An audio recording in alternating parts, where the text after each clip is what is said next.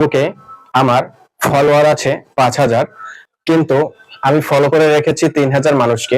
যদি আমাদের ফেসবুকে অ্যাকাউন্টের প্রোফাইলে কেউ ঢুকে দেখবেন আমাদের 5,000 ফলোয়ার আছে, এখান থেকে 3,000 জনকে ফলো করে রেখেছি। সো আজকের এই ভিডিওতে আমি আপনাদেরকে দেখাবো আপনারা যাদেরকে ফলো করেছেন সেটা কিভাবে জিরো করে রাখবেন, জিরো। তো চলুন এই কাজটি কিভাবে করবেন আমি আপনাদেরকে স্টেপ বাই স্টেপ দেখিয়ে দিচ্ছি। নিয়মিত এইরকম ইম্পর্টেন্ট ভিডিও পেতে আমাকে ফলো করে রাখতে পারেন, যা আপনাদের অনেক কাজে দিবে।